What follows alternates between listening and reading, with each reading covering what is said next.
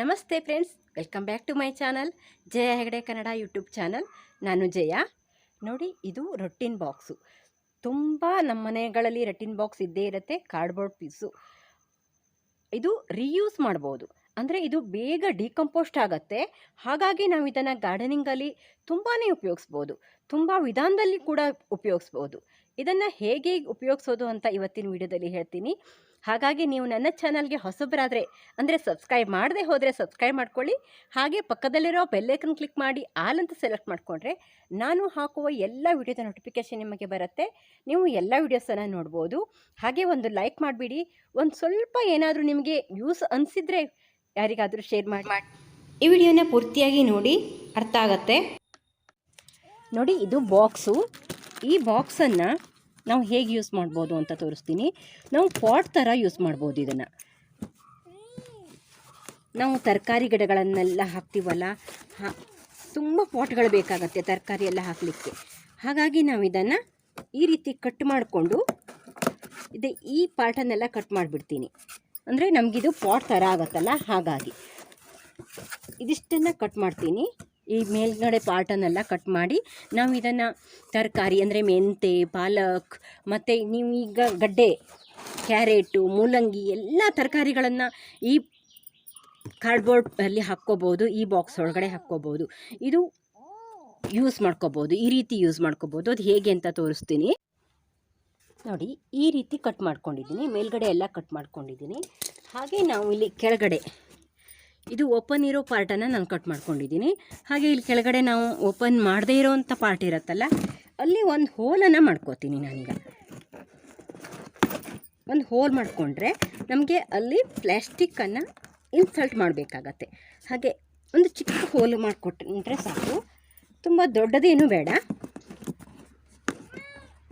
ಈ ರೀತಿ ಹೋಲನ್ನು ಮಾಡ್ಕೊಳ್ಬೋದು. ನೀವು ಯಾವುದೇ ರೀತಿ ಸೈಜನ್ನು ರಟ್ಟಿನ ಬಾಕ್ಸ್ ಬೇಕಾದರೂ ತೊಗೊಂಡು ಈ ರೀತಿ ಮಾಡ್ಕೋಬೋದು. ನಾವು ತರಕಾರಿಗಳನ್ನು ತುಂಬ ಈಸಿಯಾಗಿ ಬೆಳ್ಕೋಬೋದು. ಇದರಲ್ಲಿ ಪಾಟ್ ಇಲ್ಲ, ನಾವು ಹೇಗೆ ಗಿಡಗಳನ್ನು ಬೆಳೆಸೋದು ಅಂತ ಯೋಚನೆ ಮಾಡ್ತಾಯಿದ್ರೆ ಈ ರೀತಿ ಮಾಡ್ಕೊಳ್ಳಿ. ನೋಡಿ, ಹೊರಗಡೆಗೆ ಅದು ಬರದೇ ಹೋದರೂ ಪರವಾಗಿಲ್ಲ. ಈ ಒಳಗಡೆ ನಾವು ಮಣ್ಣನ್ನು ಹಾಕಿರ್ತೀವಲ್ಲ, ಹಾಗಾಗಿ ಒಳಗಡೆ ಚೆನ್ನಾಗಿ ಫಿಲ್ ಆಗುವಂಗೆ ಪ್ಲಾಸ್ಟಿಕ್ಕನ್ನು ಹಾಕ್ಕೊಳ್ಳಿ. ನೀವು ಇಲ್ಲಿ ಬೇಕಾದರೆ ಒಂದೊಂದು ಸ್ಟೆಪ್ಲರ್ನ ಪಿನ್ ಮಾಡಿಕೊಂಡ್ರೆ ಅದು ಗಟ್ಟಿಯಾಗಿ ನಿಂತ್ಕೊಳ್ಳುತ್ತೆ, ಆಮೇಲೆ ಏನೂ ಆಗಲ್ಲ. ನೋಡಿ, ಈಗ ಒಂದು ಪಾಟ್ ರೆಡಿ ಆಗಿಬಿಡತ್ತೆ. ನೋಡಿ, ಈ ರೀತಿ ನೋಡಿ, ಇಲ್ಲಿ ಕೆಳಗಡೆ ಹೀಗಿದ್ದರೂ ಪರವಾಗಿಲ್ಲ, ಆದರೆ ಮೇಲೆ ಮಾತ್ರ ಸರಿಯಾಗಿ ಇದು ಬರಬೇಕು. ಹಾಗಿದ್ರೆ ಮಾತ್ರ ಬಾಳಿಕೆ ಬರುತ್ತೆ. ಈ ಹೋಲ್ಗಳ ಒಳಗಡೆ ನಾವು ನೀರು ಹಾಕಿರುವಂಥ ನೀರು ಹೆಚ್ಚಾಗಿರೋದು ಪಾಸ್ ಆಗತ್ತೆ. ನೋಡಿ, ಈ ರೀತಿ ನಾವು ಗಿಡಗಳನ್ನು ಹಾಕ್ಕೋಬೋದು. ನೋಡಿ ಎಷ್ಟು ಚೆನ್ನಾಗಿ ಕಾಣಿಸುತ್ತೆ ಅಂತ. ಇಲ್ಲಿ ಮಣ್ಣನ್ನು ಫಿಲ್ ಮಾಡಿ ನೀವು ಯಾವುದೇ ರೀತಿ ತರಕಾರಿಗಳನ್ನು ಬೇಕಾದರೂ ಹಾಕ್ಕೋಬೋದು. ತರಕಾರಿ, ಹೂವಿನ ಗಿಡ ಯಾವ್ದು ಬೇಕಾದರೂ ಹಾಕ್ಕೋಬೋದು. ಹಾಗೆ ನೋಡಿ, ಈ ಪೀಸಸ್ಗಳನ್ನು ಈ ಪ್ಲ್ಯಾಸ್ಟಿಕ್ ಇದ್ದರೆ ತೆಕ್ಕೊಬಿಡಿ. ಇದು ಡಿಕಂಪೋಸ್ಟ್ ಆಗಲ್ಲ, ನಮ್ಮ ಗಿಡಗಳಿಗೆ ಇದು ಹಾನಿ ಮಾಡುತ್ತೆ. ಬೇರು ಇಳಿದು ಹೋಗಲಿಕ್ಕೆ ಇದು ಕೊಡಲ್ಲ. ಹಾಗಾಗಿ ಪ್ಲ್ಯಾಸ್ಟಿಕ್ ಯಾವುದೇ ರೀತಿಯಲ್ಲೂ ಯೂಸ್ ಮಾಡಬೇಡಿ ಮಣ್ಣಿನ ಒಳಗಡೆ. ನೋಡಿ, ಇದನ್ನು ನಾನು ನೋಡಿ ಈ ರೀತಿ ಮಣ್ಣು ಬೇಸಿಗೆಯಲ್ಲೆಲ್ಲ ತೇವಾಂಶ ಇರಲ್ವಲ್ಲ, ಹಾಗಾಗಿ ಇದನ್ನು ನಾವು ಕೋಕೋಪೀಟ್ ಥರ ಯೂಸ್ ಮಾಡ್ಕೋಬೋದು. ಇದನ್ನು ನಾವು ಚಿಕ್ಕ ಚಿಕ್ಕ ಪೀಸ್ಗಳನ್ನಾಗಿ ಮಾಡಿ ಹಾಕಿದರೆ ಇದರಲ್ಲಿ ನೀರು ಹಿಡಿದಿಟ್ಕೊಂಡಿರುತ್ತೆ, ಮತ್ತು ಮಣ್ಣು ಲೈಟ್ ವೇಟ್ ಆಗಿರುತ್ತೆ. ನಾವು ಇದನ್ನು ಹಾಕೋದ್ರಿಂದ, ಮತ್ತು ನೀವು ಇದನ್ನು ಕಿಚನ್ ವೇಸ್ಟಿಗೆ ಹಾಕೋದ್ರಿಂದ ಚೆನ್ನಾಗಿ ಕಂಪೋಸ್ಟ್ ಆಗುತ್ತೆ.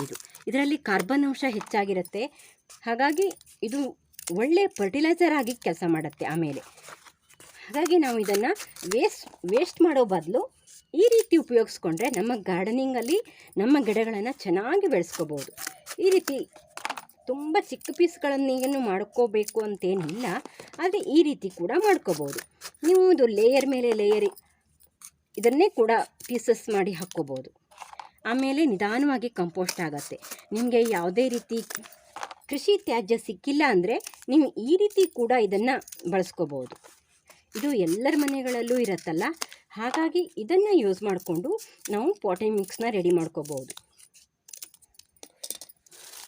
ಇದನ್ನು ಮಳೆಗಾಲದಲ್ಲಿ ನಾವು ಬಳಸೋದು ಸ್ವಲ್ಪ ಕಷ್ಟ ಆಗುತ್ತೆ, ಯಾಕಂದರೆ ಇದರಲ್ಲಿ ನೀರು ಸ್ವಲ್ಪ ಹಿಡಿದಿಟ್ಕೊಂಡಿರುತ್ತೆ. ಹಾಗಾಗಿ ಮಳೆಗಾಲದಲ್ಲಿ ನಾವು ಹಾಕಬೇಕಾದ್ರೆ ಸ್ವಲ್ಪ ಕಡಿಮೆ ಪ್ರಮಾಣದಲ್ಲಿ ಇದನ್ನು ಯೂಸ್ ಮಾಡೋದು ಒಳ್ಳೆಯದು ಪಾಟಿಂಗ್ ಮಿಕ್ಸ್ಗೆ. ನೋಡಿ ಈ ರೀತಿ ಮಾಡೋದ್ರಿಂದ ನೋಡಿ ಲೈಟ್ ವೇಟ್ ಆಗೂ ಇರುತ್ತೆ ಮತ್ತು ಲೂಸ್ ಆಗೂ ಇರುತ್ತೆ ಮಣ್ಣು. ಇದನ್ನು ಈ ರೀತಿ ಹಾಕ್ಕೋಬೋದು ಪೀಸಸ್ ಮಾಡಿ. ನೀವು ಮಣ್ಣಿನ ಅರ್ಧದಷ್ಟು ಕೂಡ ಇದನ್ನು ಹಾಕ್ಕೋಬೋದು. ನೀವು ತುಂಬ ಇದ್ದರೆ ತುಂಬ ಕೂಡ ಇದನ್ನು ಯೂಸ್ ಮಾಡ್ಕೋಬೋದು.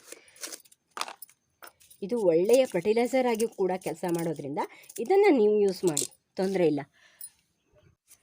ಹಾಗೆ ನಾವು ಈ ರೀತಿ ಚಿಕ್ಕ ಚಿಕ್ಕ ಪೀಸಸ್ಗಳನ್ನಾಗಿ ಮಾಡಿ ರಿಪಾಟಿಂಗ್ ಮಾಡಬೇಕಾದ್ರೆ ಮಧ್ಯ ಮಧ್ಯ ಯೂಸ್ ಮಾಡೋದ್ರಿಂದ ಮಣ್ಣು ಲೂಸ್ ಆಗಿರುತ್ತೆ, ಬೇರು ಚೆನ್ನಾಗಿ ಇಳಿದು ಹೋಗುತ್ತೆ, ಇದು ನಿಧಾನವಾಗಿ ಕಂಪೋಸ್ಟ್ ಆಗುತ್ತೆ, ಹಾಗೆ ಗಿಡಗಳಿಗೆ ಒಂದು ಆಹಾರವನ್ನು ಕೊಡುತ್ತೆ. ಈ ರೀತಿ ಚಿಕ್ಕ ಚಿಕ್ಕ ಪೀಸಸ್ಗಳನ್ನಾಗಿ ಮಾಡಿ ರಿಪಾಟಿಂಗ್ ಮಾಡಬೇಕಾದ್ರೆ ಹಾಕಿ. ನೋಡಿ ನಮ್ಮ ಗಿಡಗಳಿಗೆ ನೇರವಾಗಿ ಬಿಸಿಲು ಬರೋದ್ರಿಂದ ನಾವು ನೀರು ಹಾಕಿರೋದು ನಿಲ್ಲಲ್ಲ. ನೋಡಿ ಎಷ್ಟು ಚೆನ್ನಾಗಿ ಒಣಗೋಗ್ಬಿಟ್ಟಿದೆ.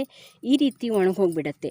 ಈ ರೀತಿ ಒಣಗಿದರೆ ಅಲ್ಲಿ ಸೂಕ್ಷ್ಮಾಣುಜೀವಿಗಳು ಉತ್ಪತ್ತಿ ಆಗಲ್ಲ. ಮೇಲ್ಗಡೆ ಸೂಕ್ಷ್ಮಾಣುಜೀವಿಗಳೆಲ್ಲ ಬಂದರೆ ಅವು ಸತ್ತೋಗುತ್ತೆ, ಮತ್ತು ನಾವು ನೀರು ಹಾಕಿರೋದು ಆರಿ ಹೋಗಿಬಿಡತ್ತೆ. ಹಾಗಾಗಿ ನಾವು ಇದಕ್ಕೆ ಮಲ್ಚಿಂಗ್ ಮಾಡಬೇಕು. ನಾವು ಈ ರಟ್ಟಿನ ಪೀಸನ್ನು ಚೆನ್ನಾಗಿ ಕಟ್ ಮಾಡಿಕೊಂಡು ನೋಡಿ ಈ ರೀತಿ ಪೀಸಸ್ ಮಾಡಿ ನಾವು ಇದರಲ್ಲಿ ಮಲ್ಚಿಂಗ್ ಮಾಡ್ಬೋದು.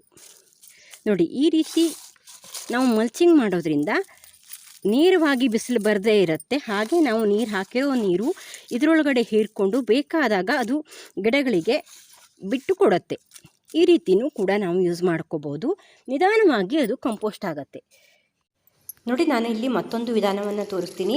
ನೋಡಿ ನಾನಿಲ್ಲಿ ರಟ್ಟಿನ ಪೀಸಸ್ನೆಲ್ಲ ಕಾರ್ಡ್ಬೋರ್ಡ್ ಪೀಸಸ್ಸನ್ನೆಲ್ಲ ಈ ರೀತಿ ನೀರಲ್ಲಿ ಹಾಕಿ ಒಂದು ದಿನ ಹಾಗೆ ಬಿಡ್ತೀನಿ. ಆಮೇಲೆ ಅದನ್ನು ನಾನು ನೋಡಿ ಈ ರೀತಿ ಹಿಂಡ್ತೀನಿ. ಎಷ್ಟೊಂದು ನೀರು ಹಿಡಿದಿಟ್ಕೊಂಡಿರುತ್ತೆ ಅಂತ ನೋಡಿ. ಹಾಗಾಗಿ ನಾವು ಇದನ್ನು ಮಣ್ಣಿನೊಳಗೆ ಹಾಕೋದ್ರಿಂದ ನೀರನ್ನು ಇದು ನಿಧಾನವಾಗಿ ಬಿಡತ್ತೆ. ನಾವು ಇದರೊಳಗನ್ನು ಹೇಗೆ ಉಪಯೋಗಿಸೋದು ಅಂತ ತೋರಿಸ್ತಾ ಇದ್ದೀನಿ. ನೋಡಿ ಬೇಕಾದಾಗ ನಾವು ಈ ರೀತಿ ಉಂಡೆಗಳನ್ನು ಮಾಡಿಟ್ಕೊಂಡ್ರೆ ಬೇಕಾದಾಗ ಉಪಯೋಗಿಸ್ಬೋದು. ಬೇಸಿಗೆಯಲ್ಲೆಲ್ಲ ನೀರು ಜಾಸ್ತಿ ಬೇಕಾಗತ್ತಲ್ಲ ಗಿಡಗಳಿಗೆ, ಆ ಟೈಮಲ್ಲಿ ನಾವು ಇದನ್ನು ಉಪಯೋಗಿಸಿದರೆ ತುಂಬ ಚೆನ್ನಾಗಿರುತ್ತೆ. ನೋಡಿ ಈ ರೀತಿ ಹಿಂಡಿ ಒಣಗಿಸಿಟ್ಕೊಂಡಿದ್ರೆ ಚೆನ್ನಾಗಿ ಅದು ಒಣಗಿ ಉಂಡೆ ಥರ ಆಗುತ್ತೆ. ಆ ಉಂಡೆನ ನಾವು ಉಪಯೋಗಿಸ್ಬೋದು. ನೋಡಿ ಈ ರೀತಿ ಎಲ್ಲ ಹಿಂಡುತ್ತೀನಿ. ಅದು ಎಷ್ಟೊಂದು ನೀರು ಬಿಟ್ಕೊಂಡಿರುತ್ತೆ ಅಂತ ನೋಡಿ. ಹಾಗೆ ನಮಗೆ ಬೇಡದೇ ಇರುವಂಥ ಪೇಪರೆಲ್ಲ ಇರುತ್ತಲ್ಲ, ಅದನ್ನು ಕೂಡ ನೀವು ಇದೇ ರೀತಿ ಉಪಯೋಗಿಸ್ಕೋಬೋದು. ತುಂಬ ಚೆನ್ನಾಗಿ ಅದು ಕಂಪೋಸ್ಟ್ ಆಗುತ್ತೆ. ಆ ರೀತಿ ಎಲ್ಲವನ್ನು ಹಾಕ್ಬೋದು. ನೋಡಿ ಇದನ್ನು ಬಿಸಿಲಲ್ಲಿ 2 ದಿವಸ ಒಣಸಿದ್ದೀನಿ, ಎಷ್ಟು ಗಟ್ಟಿಯಾಗಿದೆ ಅಂತ. ಈಗ ಇದನ್ನು ನಾವು ಯೂಸ್ ಮಾಡ್ಕೋಬೋದು, ಇಲ್ಲ ಬೇಕಾದಾಗ ನಾವು ಇದನ್ನು ಯೂಸ್ ಮಾಡ್ಕೋಬೋದು. ನೋಡಿ ನಮ್ಮ ಗಿಡಗಳಿಗೆ ನಾವು ಬೇಸಿಗೆನಲ್ಲಿ ಎಷ್ಟು ನೀರು ಹಾಕಿದರೂ ಒಣಗೋಗ್ಬಿಡತ್ತಲ್ಲ. ಹಾಗಾಗಿ ನಾವು ಪಾಟಲ್ಲಿರೋ ಗಿಡಗಳು ತುಂಬಾ ಒಣಗೋಗ್ಬಿಡತ್ತೆ. ಆಗ ನಾವು ಏನು ಮಾಡಬೇಕು ಅಂದರೆ ಈ ರಟ್ಟಿನ ಉಂಡೆನ ನಾವು ಇಲ್ಲಿ ಕೆಳಗಡೆ ಈ ರೀತಿ ಮಣ್ಣಿನ ಒಳಗಡೆ ಹಾಕಿ ಮಣ್ಣನ್ನು ಮುಚ್ಚೋದ್ರಿಂದ ನೀರು ಇದು ಅಬ್ಸರ್ವ್ ಮಾಡಿಟ್ಕೊಂಡು ಆಮೇಲೆ ಬೇಕಾದಾಗ ಬಿಟ್ಟು ಕೊಡುತ್ತೆ.